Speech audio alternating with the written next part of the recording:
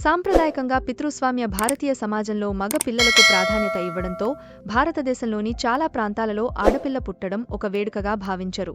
మారిన కాలమాన పరిస్థితుల దృష్ట్యా నేడు సమాజంలో ఆడ, మగ అనే తేడా క్రమంగా తొలగిపోతున్నప్పటికీ దేశంలోని ఇంకా కొన్ని ప్రాంతాల్లో ఈ వివక్ష కొనసాగుతోంది. తల్లి గర్భంలో ఉండగానే లింగ నిర్ధారణ పరీక్షలు చేసి గర్భ విచ్ఛిత్తి చేయిస్తున్న అనేక సంఘటనలు ఇప్పటికీ వెలుగులోకి వస్తున్నాయి. కొంతమంది పారామెడికల్, మెడికల్ సిబ్బంది అత్యాశతో ఈ లింగ నిర్ధారణ పరీక్షలు చేసి పిండం యొక్క లింగాన్ని గురించిన సమాచారం కుటుంబ సభ్యులకు తెలియచేయటం వలన భ్రూణ హత్యలు పెరుగుతున్నందున భారత ప్రభుత్వం నియంత్రణ చర్యలు చేపట్టింది. ఆడపిండాల గర్భస్రావం నిరోధానికి భారత పార్లమెంటు 1994 సంవత్సరంలో ప్రీనేటల్ డయాగ్నోస్టిక్ టెక్నిక్స్ నియంత్రణ మరియు దుర్వినియోగం నివారణ చట్టాన్ని ఆమోదించింది.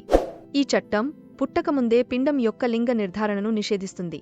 ఈ చట్టం 2003 సంవత్సరంలో సవరించబడి ప్రీకాన్సెప్షన్ మరియు prenatal diagnostic techniques, sex selection నిషేధంగా మార్పు చెందింది. ఇది లింగ నిర్ధారణ, ప్రీకాన్సెప్షన్ మరియు ప్రినేటల్ సెక్స్కి సంబంధించిన ప్రకటనలు, అలాగే పుట్టబోయే బిడ్డపై లింగ ఎంపిక సాంకేతికతలను ఉపయోగించడాన్ని కూడా నిషేధిస్తుంది. ఈ చట్టం ప్రకారం సంతాన సాఫల్య కేంద్రాలు, జనిక్లినిక్, జన్యు ప్రయోగశాల, అల్ట్రాసౌండ్ యంత్రం, ఇమేజింగ్ యంత్రం లేదా స్కానర్ మరియు ఇతర పరికరాలు కలిగిన కేంద్రాలని వైద్య ఆరోగ్య శాఖ వారి వద్ద నమోదు అవ్వాలి. ఈ చట్టంలోని ముఖ్యమైన అంశాలు, చట్ట ప్రకారం విధించే శిక్షల గురించి ఇప్పుడు తెలుసుకుందాం. లింగ నిర్ధారణ ఎంపికకు సంబంధించిన సదుపాయాల గురించి ఏ రూపంలో అయినా వ్యాపార ప్రకటనలు, సమాచారం జారీ చేసినా, ఎటువంటి లింగ నిర్ధారణ ప్రకటనలు ప్రచురించినా, పంపిణీ చేసిన 3 సంవత్సరాల వరకు జైలు, 10,000 వరకు జరిమానా విధించవచ్చు. లింగ నిర్ధారణ మరియు ఎంపికకు సహకరించిన, సేవలందించిన కేంద్రాల యజమానులు, ఉద్యోగులు మొదటిసారి నేరానికి పాల్పడినట్లయితే 3 నెలల వరకు జైలు, 10,000 రూపాయల వరకు జరిమానా విధిస్తారు. రెండవసారి నేరానికి 5 ఏళ్ల వరకు జైలు, 50,000 రూపాయల వరకు జరిమానా విధించవచ్చు. పై నేరాలకు పాల్పడిన డాక్టర్ల రిజిస్ట్రేషను రద్దు చేయవచ్చు.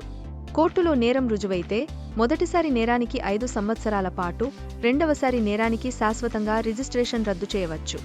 చట్టం అనుమతించిన కారణాల కోసం కాకుండా లింగ నిర్ధారణ పరీక్షలు చేసే వ్యక్తులు, వృత్తి నిపుణులు, వైద్యులకు మొదటిసారి నేరానికి 3 సంవత్సరాల జైలు, 50,000 జరిమానా, రెండవసారి నేరానికి 5 సంవత్సరాల జైలు, 1,00,000 రూపాయల జరిమానా విధిస్తారు. బలవంతం మీద ఈ పరీక్షలు చేయించుకున్న మహిళను నేరస్తురాలిగా పరిగణించరు.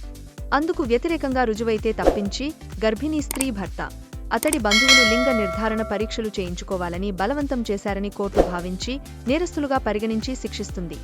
గ్రామీణ స్వయం సహాయక సంఘాల్లోని మహిళల్లో మార్పు కోసం పనిచేసే ప్రతి ఒక్క ఏపీఎం, కమ్యూనిటీ కోఆర్డినేటర్, గ్రామైక్య సంఘ సహాయకురాలు, గ్రామైక్య సంఘ ఆఫీస్ బేరర్లు, మండల మరియు జిల్లా మహిళా సమాఖ్య పాలక వర్గ సభ్యులు ఈ గర్భస్థ శిశులింగ నిర్ధారణ నిషేధ చట్టం గురించి వారి నెలవారీ సమావేశాల్లో తప్పనిసరిగా చర్చించి కుటుంబ స్థాయిలో అవగాహన కోసం కృషి చేయాలి.